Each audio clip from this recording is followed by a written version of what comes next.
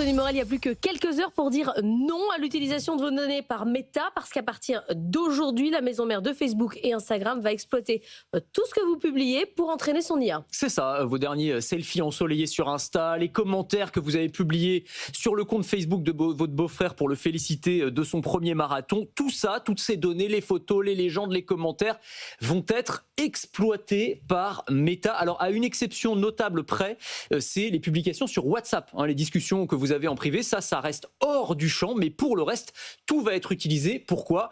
Pour entraîner les modèles de langage, pour les rendre plus performants. Oui, Meta est assis sur une mine d'or, plus de 3 milliards d'utilisateurs et toutes leurs données personnelles. Or, vous savez que l'intelligence artificielle, elle a très très faim, elle est de plus en plus gourmande. Les modèles, pour s'améliorer, ils ont besoin de se nourrir de données, et après avoir éclusé les dizaines de milliards de pages d'Internet, on a besoin de toujours plus de choses. Or, les données qu'on publie sur les réseaux sociaux, c'est des données qui sont très qualifiées. Pourquoi ? Parce qu'en fait, ça permet à l'intelligence artificielle d'appréhender des choses très très complexes sur la communication humaine. Des choses comme l'humour, des choses comme le sarcasme, des choses comme les particularités locales et régionales de discuter. Tout ça, en fait, on va pouvoir s'en servir pour améliorer les futurs modèles de langage que Facebook va nous proposer, que Meta va nous proposer et qui lui permettront d'être plus compétitifs, notamment face à ChatGPT ou à Gemini. Mais je peux dire non. Alors on peut dire non, absolument.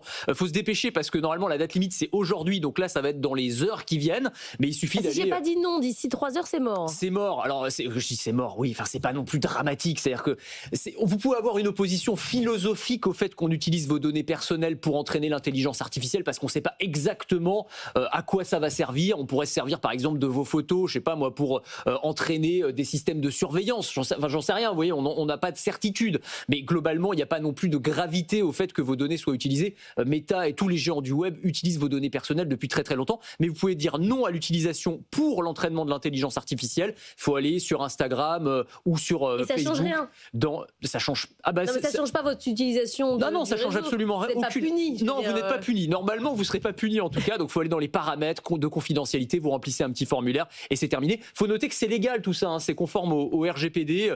La CNIL européenne, en tout cas, a donné son feu vert pour l'utilisation, ce qui est déjà le cas un peu partout dans le monde. Les Européens, c'était les derniers à avoir cette petite sécurité supplémentaire et la possibilité de dire non à Meta. Et tout ça, ça va permettre à Mark Zuckerberg d'accélérer évidemment dans l'IA. C'est tout l'enjeu. Vous vous souvenez qu'il y a quelques jours, ils ont annoncé le lancement de leur propre application Meta AI, donc une application dédiée à l'intelligence artificielle. Et c'est aussi pour améliorer cette application que nos données personnelles vont servir. Les ambitions de Mark Zuckerberg sont grandes. C'est de toute façon d'être le numéro 1 mondial de l'intelligence artificielle.